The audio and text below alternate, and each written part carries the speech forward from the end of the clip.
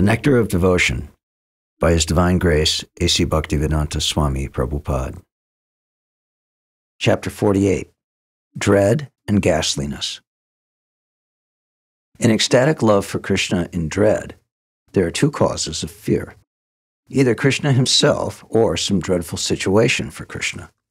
When a devotee feels himself to be an offender at Krishna's lotus feet, at that time, Krishna himself becomes the objective of dreadful, ecstatic love. And when out of ecstatic love, friends and well-wishers of Krishna apprehend some danger for him, that situation becomes the object of their dread. When Riksaraj was in front of Krishna fighting and suddenly realized that Krishna is the Supreme Personality of Godhead, Krishna addressed him thus, "My dear Riksaraj, why is your face so dry? Please do not feel threatened by me. There is no need for your heart to tremble like this. Please calm yourself down. I have no anger toward you. You can, however, become as angry as you like with me, to expand your service in fighting with me and to increase my sporting attitude." In this dreadful situation and ecstatic love for Krishna, Krishna himself is the object of dread. There is another instance of a dreadful situation with Krishna as the object as follows.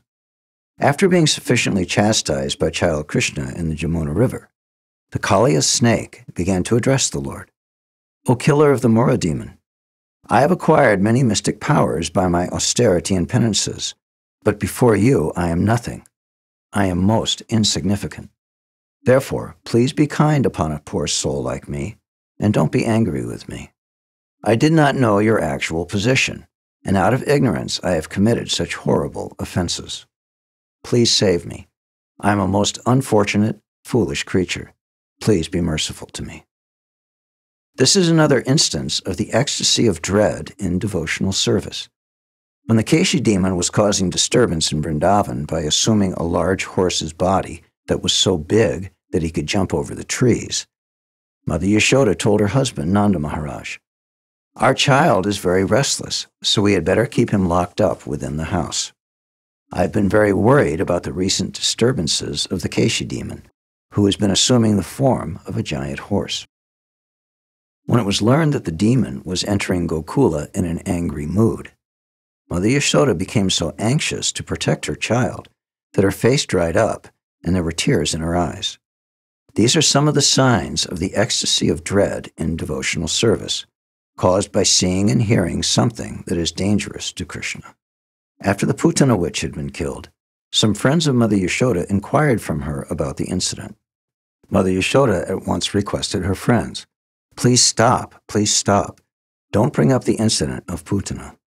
I become distressed just by remembering this incident.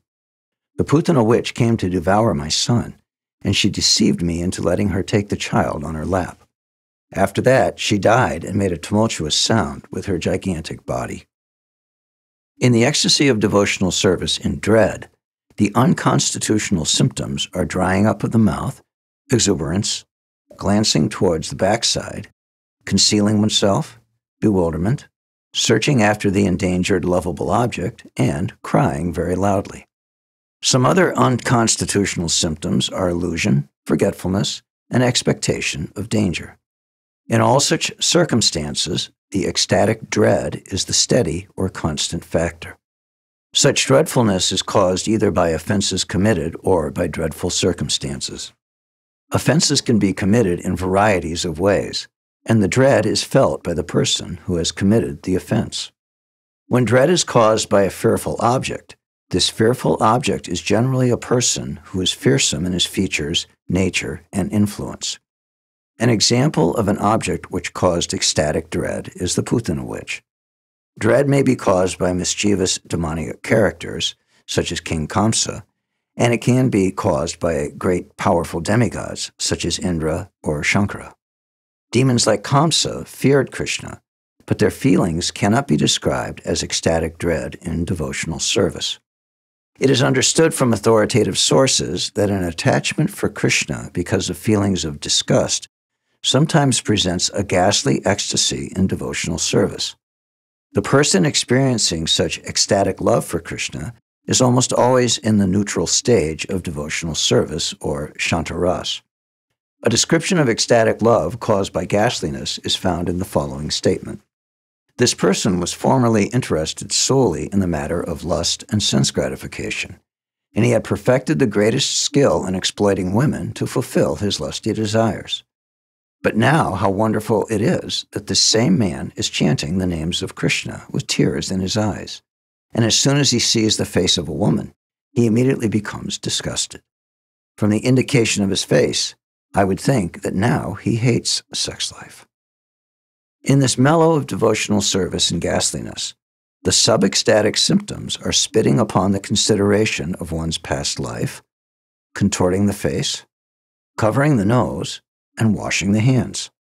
There is also trembling of the body, forcible twisting of the body, and perspiration. Other symptoms which may be present are shame, exhaustion, madness, illusion, frustration, humility, self-pity, restlessness, eagerness, and stunning of the body. When a devotee, lamenting for his past abominable activities, shows special symptoms on his body, his feeling is called ecstasy in devotional service and ghastliness.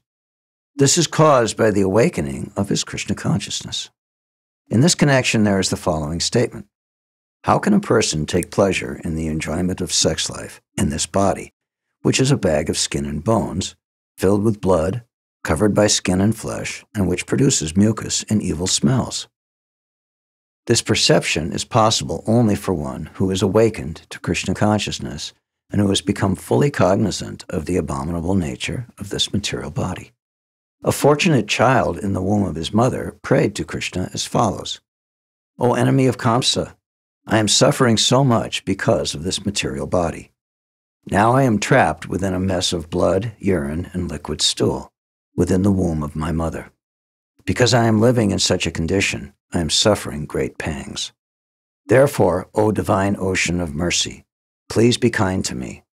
I have no capacity to be engaged in your loving devotional service, but please save me.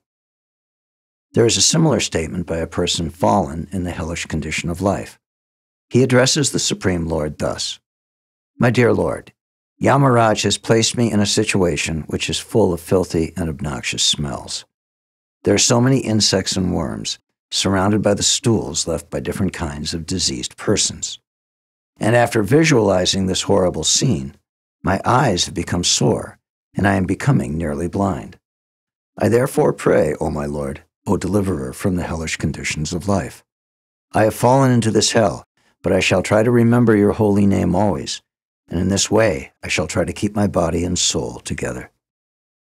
This is another instance of ecstatic love for Krishna in an abominable situation. It is to be understood that any person who is constantly engaged in chanting the holy names of the Lord, Hare Krishna, Krishna Krishna, Hare Hare, Hare Rama, Rama Rama, Hare Hare, has attained a transcendental affection for Krishna, and as such, in any condition of life, he remains satisfied simply by remembering the Lord's name in full affection and ecstatic love. In conclusion, it may be stated that ecstatic love for Krishna in ghastliness appears during the development of dormant neutrality into developed affection.